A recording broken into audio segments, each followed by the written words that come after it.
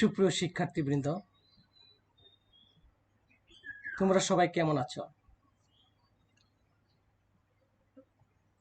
প্রিয় শিক্ষার্থীরা, আজকে তোমাদেরকে তুমিলিয়া বালক উচ্চ বিদ্যালয়ের পক্ষ থেকে আমার অনলাইন ক্লাসে স্বাগতম জানাই।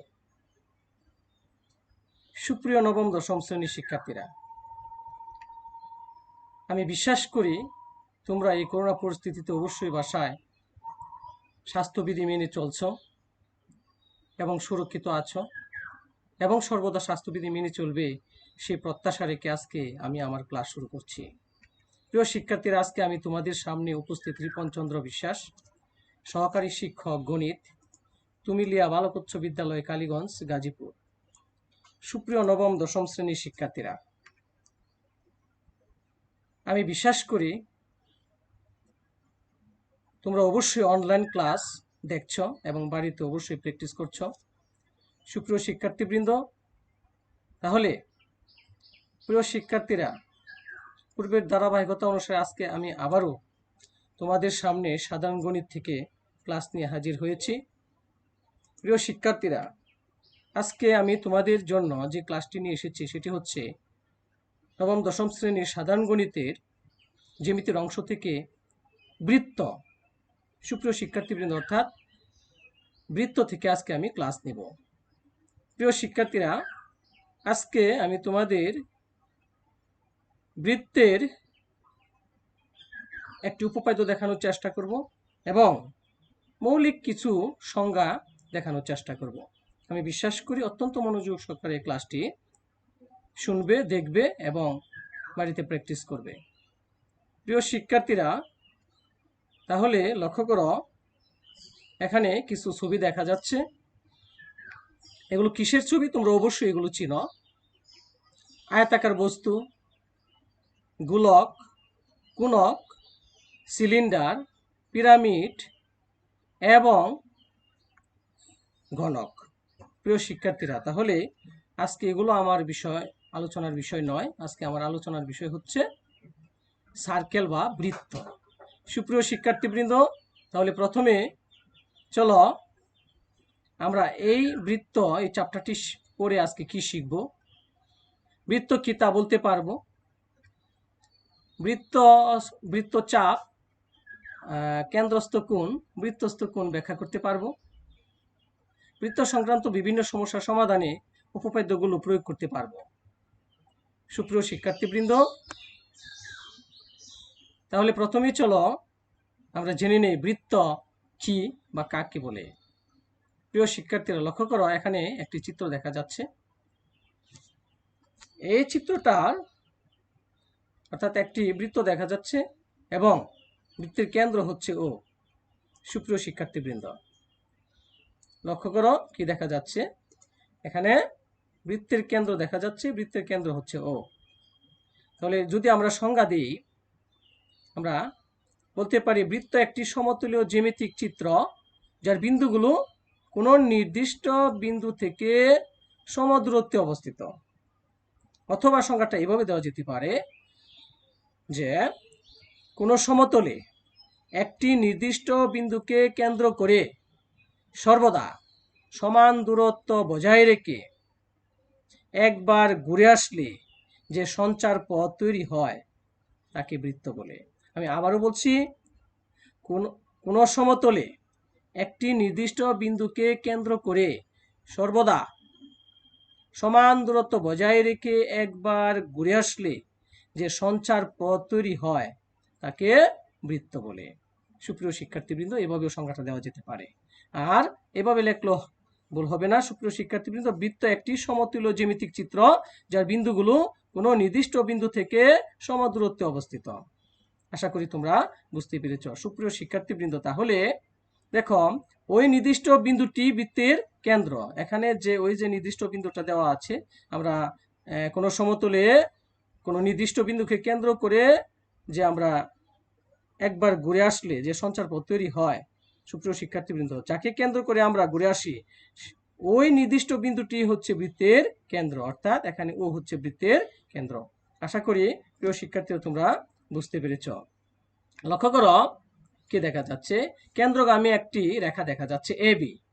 প্রিয় শিক্ষার্থীরা, তাহলে কেন্দ্র হতে বৃত্তস্থ কোনো বিন্দুর দূরত্বকে ব্যাসার্ধ বলে। তাহলে চলো আমরা জেনে নিই যে ব্যাসার্ধ কি। এভাবে বলা যেতে পারে, বৃত্ত এক প্রান্ত থেকে অপর প্রান্ত পর্যন্ত যদি কোনো রেখা কেন্দ্র দিয়ে গমন করে তাহলে তাকে ব্যাস বলে। সুপ্রিয় শিক্ষার্থীবৃন্দ, তাহলে ব্যাস কি? বৃত্ত এক প্রান্ত থেকে অপর প্রান্ত পর্যন্ত যদি কোনো রেখা কেন্দ্র দিয়ে গমন করে তাহলে তাকে ব্যাস বলে। আর ব্যাসের অর্ধেক হচ্ছে কি? ব্যাসার্ধ। অর্থাৎ কেন্দ্র থেকে এই পরিধি পর্যন্ত দূরত্বকে ব্যাসার্ধ বলে। তাহলে প্রিয় শিক্ষার্থীরা লক্ষ্য করো, কেন্দ্র হতে বৃত্তস্থ কোনো বিন্দুর দূরত্বকে ব্যাসার্ধ বলে। অর্থাৎ কেন্দ্র থেকে এই যে পরিধি আছে, এই যে পরিধি, কেন্দ্র হতে পরিধি পর্যন্ত দূরত্বকে ব্যাসার্ধ বলে। তাহলে এখানে প্রিয় শিক্ষার্থীরা, ও এ একটি ব্যাসার্ধ এবং ও বি হলো আরেকটি ব্যাসার্ধ, আর এই দুটি ব্যাসার্ধ মিলে একটি ব্যাস হয়। সুপ্রিয় শিক্ষার্থীবৃন্দ, বৃত্তের কেন্দ্রগামী যে কোনো যাই হলো ব্যাস। বৃত্তের কেন্দ্রগামী যে কোনো দুটি বিন্দুর সংযোজক সরলরেখাটা হচ্ছে কি? ব্যাস। আশা করি বুঝতে পেরেছো। তাহলে এখানে এবি একটি ব্যাস, এখানে এবি হচ্ছে একটি ব্যাস। আশা করি তোমরা বুঝতে পেরেছ। সুপ্রিয় শিক্ষার্থীবৃন্দ, লক্ষ্য করো, বৃত্তের দুইটি ভিন্ন বিন্দুর সংযোজক রেখাংশ বৃত্তটির একটি যা। সুপ্রিয় শিক্ষার্থীবৃন্দ, লক্ষ্য করো, এখানে সি এবং ডি হচ্ছে এখানে একটি যা। কাকে বলা হয় যা? বৃত্তের দুইটি ভিন্ন বিন্দুর সংযোজক, বৃত্তের দুইটি ভিন্ন বিন্দুর সংযোজক রেখাংশই বৃত্তটির একটি যা। অথবা এভাবেও সংজ্ঞাটা বলা যেতে পারে, বৃত্তের কেন্দ্র ব্যতীত যে কোনো দুটি বিন্দুর সংযোজক সরল রেখাকে যা বলে। আমি আবারও বলছি, বৃত্তের কেন্দ্র ব্যতীত যে কোনো দুটি বিন্দুর সংযোজক সরল রেখাকে যা বলে। এখানে সিডি একটি যা। আশা করি তোমরা বুঝতে পেরেছ। সুপ্রিয় শিক্ষার্থীবৃন্দ, বৃত্তের কেন্দ্র প্রত্যেক ব্যাসের মধ্যবিন্দু। সুপ্রিয় শিক্ষার্থীরা, এই যে বৃত্তের কেন্দ্র দেখা যাচ্ছে, অবশ্যই বৃত্তের কেন্দ্র প্রত্যেক ব্যাসের মধ্যবিন্দু। অবশ্যই এ আর বি হচ্ছে একটি ব্যাস, এই ব্যাসের মধ্যবিন্দু হচ্ছে বৃত্তের কেন্দ্র। আশা করি তোমরা বুঝতে পেরেছ। সুপ্রিয় শিক্ষার্থীবৃন্দ, বৃত্তের দুটি ব্যাসার্ধ মিলে একটি ব্যাস হয়। দুইটি ব্যাসার্ধ মিলে একটি ব্যাস হয়। বৃত্তের দুটি ব্যাসার্ধ, অর্থাৎ ও এ একটি ব্যাসার্ধ এবং ও বি একটি ব্যাসার্ধ, এই দুটি ব্যাসার্ধ মিলে একটি ব্যাস হয়। আশা করি বুঝতে পেরেছ। প্রিয় শিক্ষার্থীরা, লক্ষ্য করো, বৃত্তের সম্পূর্ণ দৈর্ঘ্যকে পরিধি বলে। সুপ্রিয় শিক্ষার্থীবৃন্দ, তাহলে কি বলা হয়েছে? যে বৃত্তের সম্পূর্ণ দৈর্ঘ্যকে পরিধি বলে। এখানে এ ডি বি সি একটি পরিধি, অর্থাৎ বৃত্তের সম্পূর্ণ দৈর্ঘ্য বলতে কাকে বোঝানো হয়েছে প্রিয় শিক্ষার্থীরা? এই যে একটা বৃত্ত যদি একবার ঘুরে আসা হয় প্রিয় শিক্ষার্থীরা, তাহলে এটা কি? লক্ষ্য করো, বৃত্তের পরিধি, অর্থাৎ একটা বৃত্ত একবার ঘুরে আসলে যে দূরত্ব অতিক্রম করে সেটাই হচ্ছে বৃত্তের পরিধি। তাহলে বৃত্তের সম্পূর্ণ দৈর্ঘ্যকে পরিধি বলে, অর্থাৎ একটা বৃত্ত একবার ঘুরে আসলে যে দৈর্ঘ্যটা হবে সেটা হচ্ছে বৃত্তের পরিধি। সেটাই বলা হয়েছে যে বৃত্তের সম্পূর্ণ দৈর্ঘ্যকে পরিধি বলে। এখানে এ ডি বি সি একটি পরিধি, অর্থাৎ এখানে এ ডি বি সি একটি পরিধি। আশা করি প্রিয় শিক্ষার্থীরা তোমরা বুঝতে পেরেছ। সুপ্রিয় শিক্ষার্থীবৃন্দ, লক্ষ্য করো, বৃত্তের ব্যাসার্ধকে যদি আর দ্বারা প্রকাশ করা হয়, কেন্দ্র ও থেকে এ পর্যন্ত, অর্থাৎ বৃত্তের ব্যাসার্ধকে যদি আর দ্বারা প্রকাশ করা হয়, কেন্দ্র ও থেকে বি পর্যন্ত, এটা একটি ব্যাসার্ধ। তাহলে বৃত্তের ব্যাসার্ধকে যদি আর দ্বারা প্রকাশ করা হয় তাহলে অবশ্যই ব্যাসকে টু আর দ্বারা প্রকাশ করা হবে, কারণ ব্যাস হচ্ছে ব্যাসার্ধের ডাবল, ব্যাসার্ধ হচ্ছে ব্যাসের অর্ধেক। তাহলে ব্যাসার্ধ যদি আর হয় তাহলে অবশ্যই ব্যাস হবে টু আর। আর বৃত্তের পরিধি সূত্র আমরা জানি সুপ্রিয় শিক্ষার্থীবৃন্দ কি? 2 πr। 2 πr, আর পায়ের মানটা হচ্ছে নির্দিষ্ট, অর্থাৎ 3.1416। সুপ্রিয় শিক্ষার্থীবৃন্দ, আশা করি তোমরা বুঝতে পেরেছ। প্রিয় শিক্ষার্থীরা, এবার আমি তোমাদেরকে একটি কাজ দিচ্ছি, আমি বিশ্বাস করি করতে পারবে। বৃত্তের ব্যাস 26 সেন্টিমিটার হলে এর পরিধি নির্ণয় করো।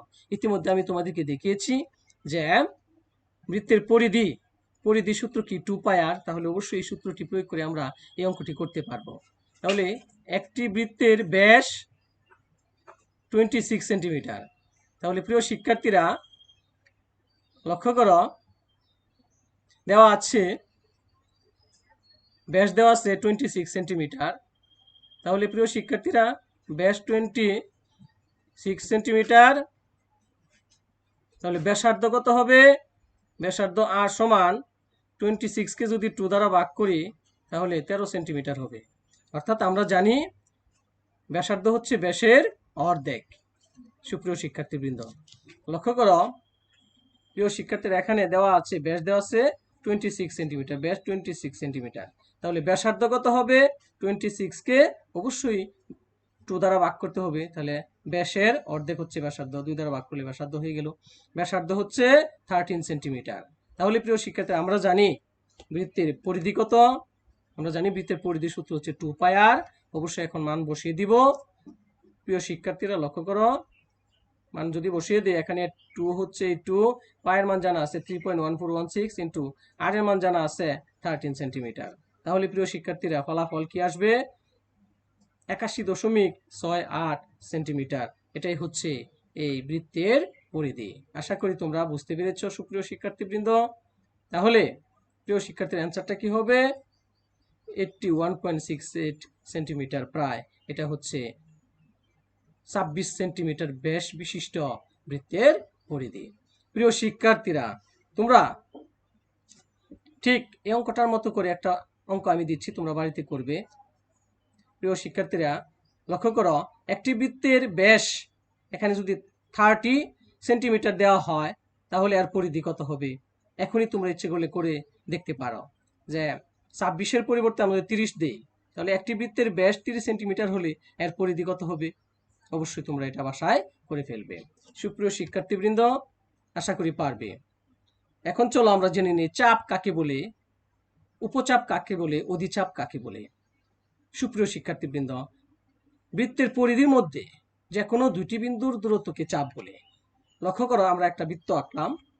প্রিয় শিক্ষার্থীরা, এই বৃত্তের মধ্যে এই বৃত্তটাকে আমরা দুইটা অংশে বিভক্ত করলাম, অর্থাৎ এ আর বি এটা একটা চাপ, আবার এ থেকে বি এটি আরেকটি চাপ। সুপ্রিয় শিক্ষার্থী, এটাকে লাল অংশ দিয়ে প্রকাশ করলাম, আর উপরেরটা প্রিয় শিক্ষার্থীরা সবুজ অংশ দিয়ে প্রকাশ করলাম। তাহলে লক্ষ্য করো, বলা হয়েছে বৃত্তের পরিধির মধ্যে যে কোনো দুইটি বিন্দু দূরত্বকে চাপ বলে। অর্থাৎ এ থেকে বি পর্যন্ত একটি চাপ, আবার এ থেকে উপরে আর হয়ে যদি বি বিন্দুতে আসে তাহলে উপরের এ থেকে বি পর্যন্ত আরেকটি চাপ। তবে প্রিয় শিক্ষার্থীরা, কোনটি উপচাপ আর কোনটি অধিচাপ এটা আমাদের জানার বিষয়। চলো জেনে নেই। সুপ্রিয় শিক্ষার্থীবৃন্দ, লক্ষ্য করো, এটা হচ্ছে অধিচাপ। অর্থাৎ এ থেকে আর হয়ে বি পর্যন্ত আসছে, পরিধির বড় অংশটা হচ্ছে অধিচাপ, আর পরিধির যে ক্ষুদ্রতম অংশটা এটা হচ্ছে উপচাপ। আশা করি তোমরা বুঝতে পেরেছো। তাহলে এখানে এ থেকে আর হয়ে বি বিন্দুতে আসলে, অর্থাৎ এ আর বি এটা হচ্ছে অধিচাপ, আর নিচের এ থেকে বি এটা হচ্ছে উপচাপ। লক্ষ্য করো প্রিয় শিক্ষার্থীবৃন্দ, তাহলে নিচের অংশটা হচ্ছে কি? উপচাপ। আশা করি তোমরা বুঝতে পেরেছো। তাহলে পরিধির বৃহত্তম অংশটিকে বলা হয় অধিচাপ এবং ক্ষুদ্রতম অংশটিকে বলা হয় উপচাপ। সুপ্রিয় শিক্ষার্থীবৃন্দ, তাহলে বর্ণনায় একটু ভালোভাবে তোমরা দেখে নাও। কি দেখা যাচ্ছে চিত্রে? এ ও বি দুইটি বিন্দুর মাঝে, এ ও বি এই দুটি বিন্দুর মাঝে বৃত্তের ছোট অংশটি উপচাপ। বৃত্তের ছোট অংশটি অর্থাৎ এ থেকে বি পর্যন্ত ছোট অংশটি হচ্ছে উপচাপ ও বড় অংশটি হচ্ছে অধিচাপ। আশা করি তোমরা বুঝতে পেরেছ। এ ও বি এই চাপের প্রান্ত বিন্দু এবং চাপের অন্য সকল বিন্দু তার অন্তস্থ বিন্দু। অর্থাৎ এ থেকে বি পর্যন্ত এ বি এই উপচাপের এ এবং বি এই দুটো হচ্ছে প্রান্ত বিন্দু, এবং আবার উপরে অধিচাপের মধ্যে এ আর বি, এখানে এ এবং বি এর মাঝখানে আরেকটি বিন্দু হচ্ছে আর। তাহলে এই আরটা হচ্ছে অন্তস্থ বিন্দু। সুপ্রিয় শিক্ষার্থীবৃন্দ, আশা করি তোমরা বুঝতে পেরেছ। প্রিয় শিক্ষার্থীরা, তাহলে চাপের অন্য সকল বিন্দু তার অন্তস্থ বিন্দু, এখানে আর একটি অন্তস্থ বিন্দু, অবশ্যই আর একটি অন্তস্থ বিন্দু। তাহলে A B উপচাপ O A B হচ্ছে প্রিয় শিক্ষার্থীর উপচাপ, এবং এ আর বি হচ্ছে অধিচাপ। আশা করি তোমরা বুঝতে পেরেছ। সুপ্রিয় শিক্ষার্থীবৃন্দ, লক্ষ্য করো, এবার আমরা চলো জেনে নিই বৃত্তস্থ কোণ কাকে বলে। বৃত্তের দুটি যা পরস্পরকে বৃত্তের উপর কোনো বিন্দুতে ছেদ করলে এদের মধ্যবর্তী কোণকে বৃত্তস্থ কোণ বলে। তাহলে চিত্রটা ভালোভাবে লক্ষ্য করো সুপ্রিয় শিক্ষার্থীবৃন্দ। আমি আবার বলছি, বৃত্তের দুটি যা পরস্পরকে বৃত্তের উপর কোনো বিন্দুতে ছেদ করলে এদের মধ্যবর্তী কোণকে বৃত্তস্থ কোণ বলে। বৃত্তের দুটি যা অর্থাৎ যা কাকে বলে?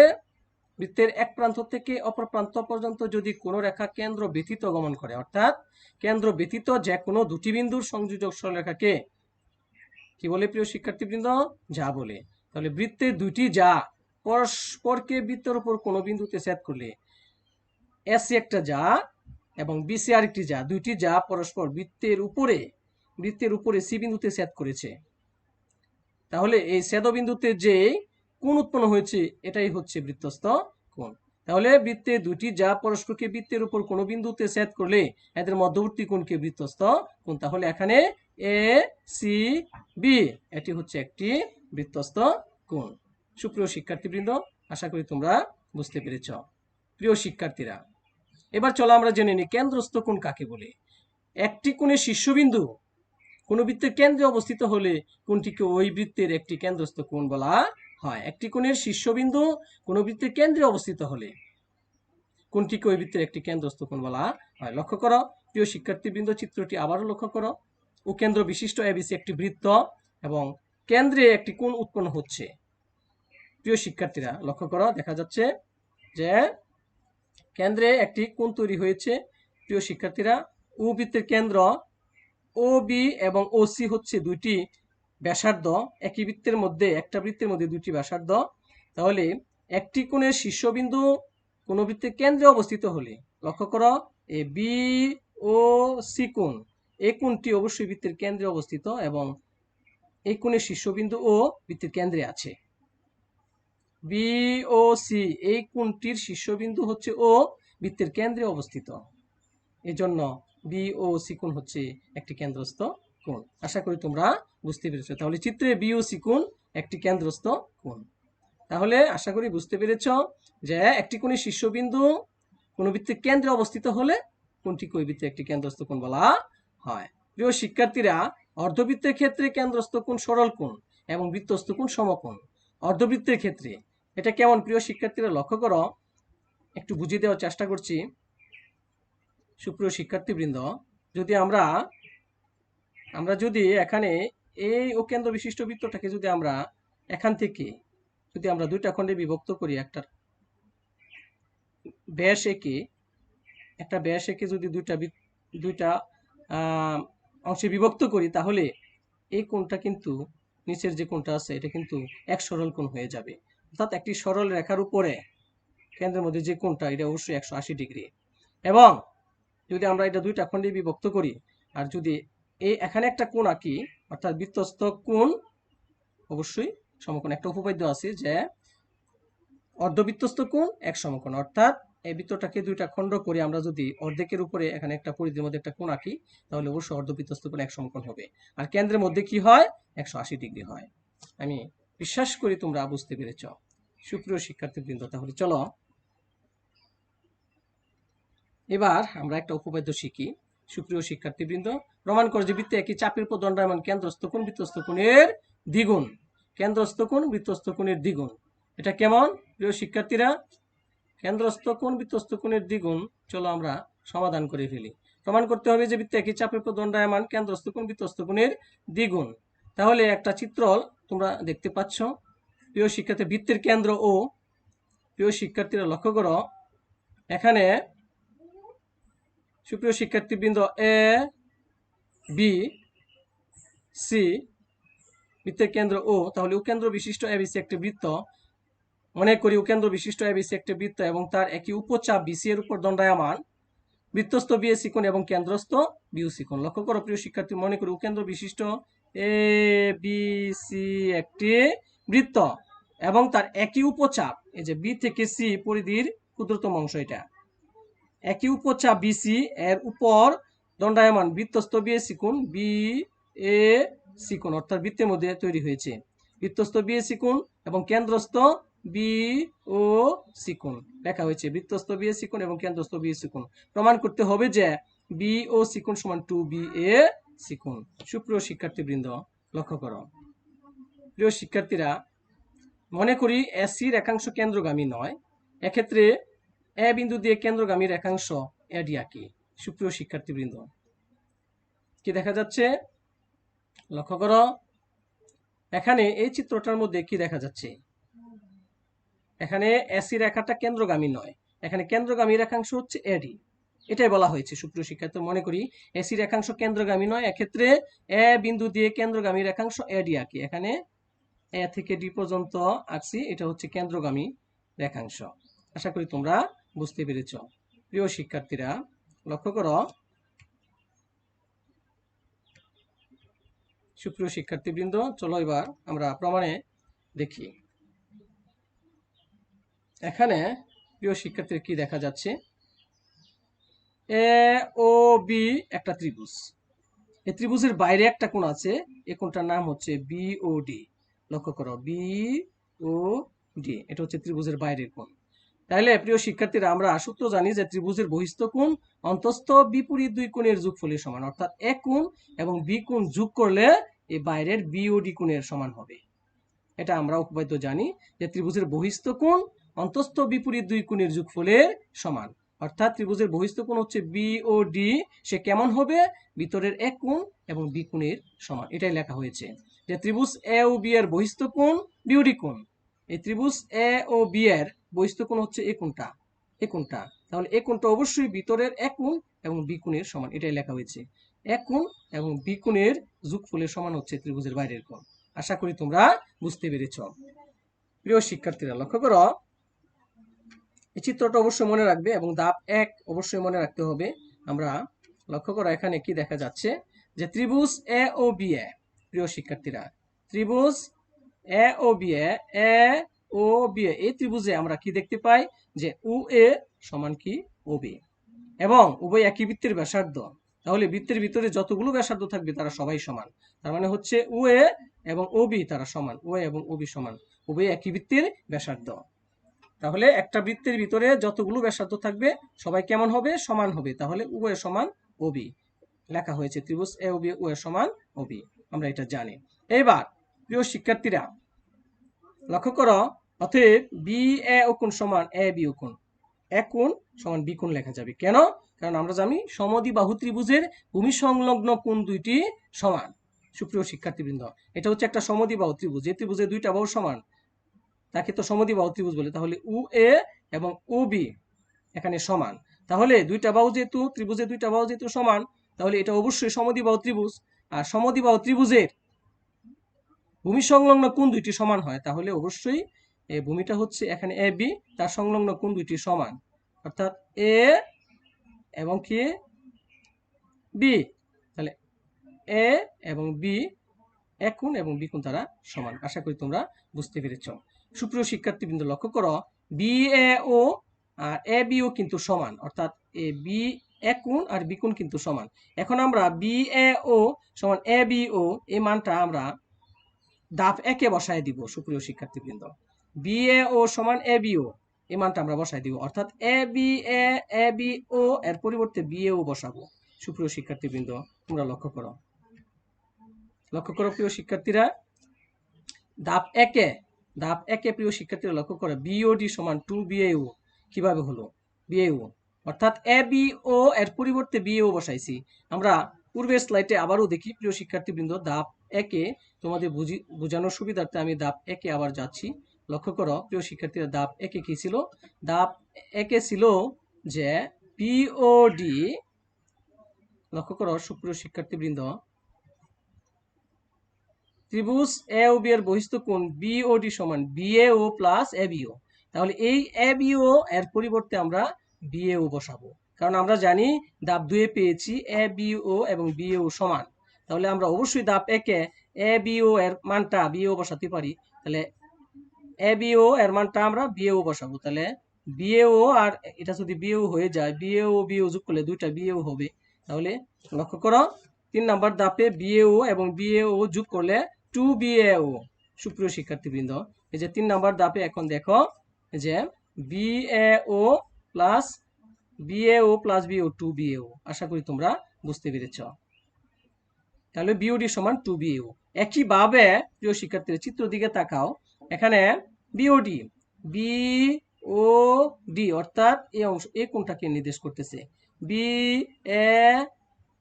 বিওডি সরি বিওডি, লক্ষ্য করো বিওডি সমান আমরা কি পেয়েছি? 2BAO 2BAO অর্থাৎ এটা ডাবল। তার মানে আমরা বিওডি সমান যদি পাই 2BAO, তাহলে অবশ্যই এই পাশে অনুরূপভাবে আমরা লিখতে পারি সিওডি সমান 2CAO, অর্থাৎ CAO কে 2 দ্বারা গুণ করলে COD এর সমান হবে। আশা করি বুঝতে পেরেছ। অনুরূপভাবে বা একইভাবে ত্রিভুজ AOCA এই ত্রিভুজের বাইরের কোণ হচ্ছে এটা COD কোণ। তাহলে ত্রিভুজের বহিস্থ কোণ অন্তস্থ বিপরীত দুই কোণের যোগফলের সমান। একই ফর্মুলা ইউজ করে আমরা বলতে পারি যে COD কোণ সমান 2CAO। আশা করি বুঝতে পেরেছ। অর্থাৎ BOD সমান যেমন 2BAO হয়েছে, ঠিক একইভাবে COD সমান 2CAO হবে অনুরূপভাবে। আশা করি বুঝতে পেরেছ। এবার BOD সমান 2BAO এবং COD সমান 2CAO এই দুটো আমরা যোগ করে দিব। তাহলে BOD প্লাস COD, লক্ষ্য করো BOD প্লাস COD সমান, এখান থেকে লক্ষ্য করো 2BAO plus 2CAO 2BAO plus 2CAO এই দুটো আমরা যোগ করে দিলাম। এখন এখান থেকে 2 যদি আমরা কমন নিয়ে নিই, প্রিয় শিক্ষার্থী 2 কমন নিতে পারি, তাহলে লক্ষ্য করো এখানে বিওডি প্লাস সিওডি সমান, চিত্রে তাকাও প্রিয় শিক্ষার্থীরা, বিওডি মানে এই অর্ধেক অংশ প্লাস সিওডি এই অংশটুকু, তার মানে এই অংশটুকু যোগ এই অংশটুকু। তাহলে এই দুইটা কোণ যদি আমরা যোগ করি তাহলে কি আমরা পুরা কোণটা পাই না? পুরা কোণটার নাম কি প্রিয় শিক্ষার্থীরা? BOC, অর্থাৎ BOC হচ্ছে এই কোণটা। আমি আবার বলছি বিওডি যোগ সিওডি এই দুইটা কোণ যোগ করলে অবশ্যই বিওসি হয়ে যায়। এটাই লেখা হয়েছে বিওডি প্লাস সিওডি সমান বিওসি ইজ ইকুয়াল, এখান থেকে 2 আমরা কমন নিয়েছি, কমন নিয়ে বিওএ প্লাস সিএও বিএও, লক্ষ্য করো চিত্রে বিএও প্লাস সিএও, তার মানে এই পাশের অর্ধেক আর এই পাশের অর্ধেক যোগ করলে পুরা কোণ হয়ে যায়, পুরা এক কোণ হয়ে যায়। তার মানে BAC, তার মানে BAO প্লাস CAO যোগ করলে আমরা BAC লিখতে পারি চিত্র অনুসারে। সুপ্রিয় শিক্ষার্থীবৃন্দ, তাহলে আমার প্রমাণ হয়ে গেল BOC সমান 2BAC। আশা করি তোমরা বুঝতে পেরেছ। সুপ্রিয় শিক্ষার্থীবৃন্দ, লক্ষ্য করো প্রিয় শিক্ষার্থীরা, তোমরা অবশ্যই ভালোভাবে চিত্রটা এঁকে বাসায় প্র্যাকটিস করবে। এবার প্রিয় শিক্ষার্থী, আমি তোমাদেরকে একটি কাজ দিচ্ছি, এটা অবশ্যই প্রিয় শিক্ষার্থীরা তোমরা করবে, বাড়িতে করে আমাকে পরে দেখাবে। সুপ্রিয় শিক্ষার্থীবৃন্দ, প্রমাণ করো যে বৃত্তের একই চাপের উপর দণ্ডায়মান বৃত্তস্থ কোণ কেন্দ্রস্থ কোণের অর্ধেক। আগের যে উপপাদ্যটা আমরা শিখেছি একই উপপাদ্য, সেটা ছিল কি? বৃত্তের একই চাপের উপর দণ্ডায়মান কেন্দ্রস্থ কোণ বৃত্তস্থ কোণের দ্বিগুণ। এবার হচ্ছে বৃত্তস্থ কোণ কেন্দ্রস্থ কোণের অর্ধেক। সুপ্রিয় শিক্ষার্থীবৃন্দ, লক্ষ্য করো,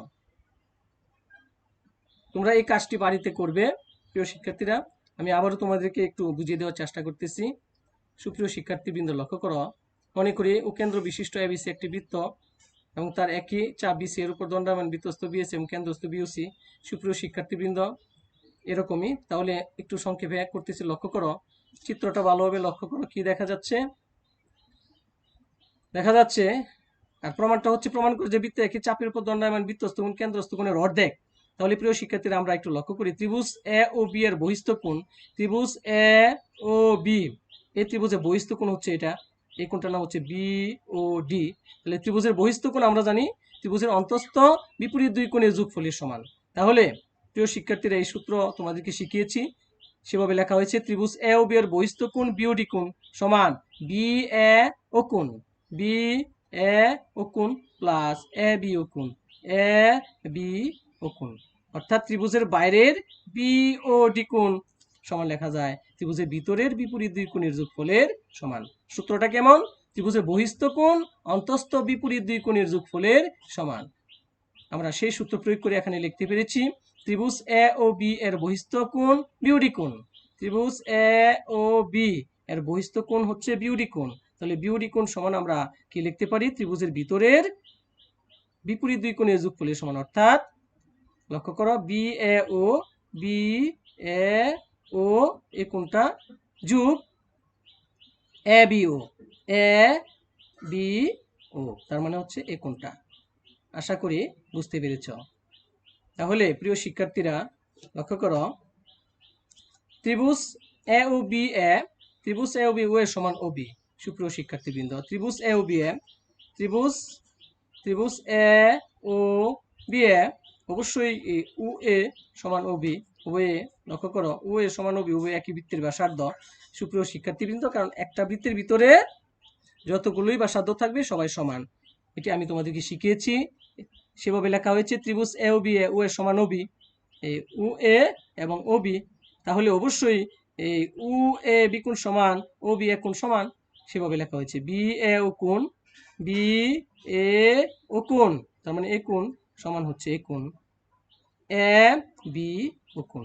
অর্থাৎ যদি একটা বৃত্তের মধ্যে ব্যাসার্ধ দুটি সমান হয় তাহলে সেটা অবশ্যই সমদ্বিবাহু ত্রিভুজ। তাহলে সমদ্বিবাহু ত্রিভুজের প্রিয় শিক্ষার্থীরা আমরা কি জানি? ভূমি সংলগ্ন কোণ দুটি সমান। তাহলে বি এ ও কোণ সমান এ বি ও কোণ। অবশ্যই তোমরা বুঝতে পেরেছ। প্রিয় শিক্ষার্থীরা লক্ষ্য করো, এবার কি দেখা যাচ্ছে? ধাপ 1 ও 2 থেকে পাই বিওডি। প্রিয় শিক্ষার্থীরা বিওডি সমান 2BAO। আমরা কিভাবে পেলাম? বিওডি সমান ছিল BAO প্লাস ABO। তাহলে ABO এর মানটা BAO বসাতে পারি। ABO এর মানটা কত? BAO। এখানে নিয়ে আমরা ABO এর পরিবর্তে BAO বসাবো। তাহলে BAO আর BAO যোগ করলে 2BAO, এই যে 2BAO। তাহলে বিওডি কোণ সমান 2BAO কোণ। আশা করি বুঝতে পেরেছ। একইভাবে ত্রিভুজ AOC এর কি দেখা যাচ্ছে? প্রিয় শিক্ষার্থীরা লক্ষ্য করো, ত্রিভুজ AOC থেকে পাই COD কোণ, অর্থাৎ ত্রিভুজের বহিস্থ কোণ ত্রিভুজের ভিতরের বিপরীত দুই কোণের যোগফলের সমান। অনুরূপভাবে আমরা লিখতে পারি COD কোণ, ত্রিভুজের বহিস্থ COD কোণ সমান 2CAO। এটা লেখা হয়েছে COD কোণ সমান 2CAO। আশা করি বুঝতে পেরেছ। সুপ্রিয় শিক্ষার্থীবৃন্দ লক্ষ্য করো, তাহলে আমরা এখন দুইটা যোগ করে দিব। দুইটা যদি আমরা যোগ করে দেই কি পাই? আমরা পাই বিওডি প্লাস সিওডি যদি যোগ করি আর এখান থেকে যদি একটু কমন নিয়ে নিই, প্রিয় শিক্ষার্থী, বিএও প্লাস সিএও, এই দুটো থেকে আমরা একটু কমন নিলাম। বিএও এবং সিএও যোগ করলে কি হয়? বিএও এই অংশটুকু প্লাস সিএও এই অংশটুকু, দুইটা অংশ মিলে পুরা এক কোণ হয়ে গেল। তাহলে বিএও প্লাস সিএও যোগ করলে বিএসি লেখা যায়। আর এখানে বিওডি প্লাস সিওডি সমান আমরা লিখতে পারি বিওসি। বিওডি প্লাস সিওডি তার মানে হচ্ছে বিওসি লেখা যায়। তাহলে বিওডি প্লাস সিওডির পরিবর্তে বিওসি, আর এখানে হচ্ছে বিএও প্লাস সিএও যোগ করলে বিএসি, আর আমরা 2 কমন নিয়ে নিলাম। তাহলে এবার উভয়দিকে 2 দ্বারা যদি ভাগ করে দেই তাহলে বিএসি সমান হাফ বিওসি আমাদের প্রমাণ হয়ে গেল। আশা করি বুঝতে পেরেছ। সুপ্রিয় শিক্ষার্থীবৃন্দ, তোমাদের জন্য এবার একটু মূল্যায়ন করা যেতে পারে। প্রিয় শিক্ষার্থীরা লক্ষ্য করো, কোন বৃত্তের অধিচাপে অন্তর্লিখিত কোণ কেমন হয়? সূক্ষ্ম কোণ, স্থূল কোণ, সমকোণ না পূরক কোণ? সুপ্রিয় শিক্ষার্থীবৃন্দ অবশ্যই সূক্ষ্ম কোণ। কোন বৃত্তের উপচাপে অন্তর্লিখিত কোণ কেমন হয়? প্রিয় শিক্ষার্থীরা অবশ্যই স্থূল কোণ। তোমরা এগুলা পারো। অর্ধবৃত্তস্থ কোণ কত ডিগ্রি হয়? আমি তোমাদেরকে আজকে আলোচনা করেছি অর্ধবৃত্তস্থ কোণ সবসময় কত? 1 সমকোণ। সুপ্রিয় শিক্ষার্থীবৃন্দ, সমদ্বিবাহু ত্রিভুজের ভূমি সংলগ্ন কোণ দুটি কেমন হয়? অবশ্যই সমান। সুপ্রিয় শিক্ষার্থীবৃন্দ লক্ষ্য করে, বৃত্তের একই চাপের উপর দণ্ডায়মান বৃত্তস্থ কোণগুলো কেমন হয়? পরস্পর সমান হয়। প্রিয় শিক্ষার্থীরা আশা করি তোমরা বুঝতে পেরেছ। তাহলে প্রিয় শিক্ষার্থীরা তোমাদেরকে একটা বাড়ির কাজ দিচ্ছি। লক্ষ্য করো, এই আজকে যে উপপাদ্যটা পড়াইছি সেই উপপাদ্যটা হচ্ছে আমাদের উদ্দীপক। তাহলে প্রিয় শিক্ষার্থীরা চিত্রে ও বৃত্তের কেন্দ্র এবং ও এর সমান 2.5 সেন্টিমিটার। তাহলে প্রিয় শিক্ষার্থীরা বৃত্তের পরিধি নির্ণয় করবে। 2 পাইয়ের সূত্র প্রয়োগ করে প্রমাণ করে যে বিএডি কোণ সমান হাফ বিওডি কোণ, এবং ঘ এসইউবিডি পরস্পরই বিন্দুতে ছেদ করলে প্রমাণ করো যে এ ও বি প্লাস সি ও ডি সমান 2 ইন্টু এ ই বি কোণ। সুপ্রিয় শিক্ষার্থীবৃন্দ, আশা করি তোমরা অবশ্যই করতে পারবে। আমি আবার বলছি, চিত্রে ও বৃত্তের কেন্দ্র এবং ওবি সমান 2.5 সেন্টিমিটার বৃত্তের পরিধি নির্ণয় করো। প্রমাণ করো যে বি এ ডি কোণ সমান হাফ বিওডি কোণ। গ এসইউবিডি পরস্পরই বিন্দুতে ছেদ করলে প্রমাণ করো যে এ ও বি প্লাস সিওডি সমান 2 এ ই বি কোণ। প্রিয় শিক্ষার্থীবৃন্দ, আশা করি আজকে যে উপপাদ্যটি আমি তোমাদেরকে বুঝিয়েছি অবশ্যই বুঝতে পেরেছ। তাহলে এই উপপাদ্যটির আলোকে অবশ্যই এটি বাড়িতে অবশ্যই এই বাড়ির কাজটি করবে। পরবর্তীতে আমার প্রিয় শিক্ষার্থীরা বিদ্যালয় যখন খুলবে তখন আমাকে স্কুলে এনে দেখাবে। প্রিয় শিক্ষার্থীবৃন্দ, তাহলে আজকের মতো এখানেই আমি আমার ক্লাস সমাপ্ত ঘোষণা করছি। সবাই ভালো থাকো, সুস্থ থাকো। ধন্যবাদ সবাইকে।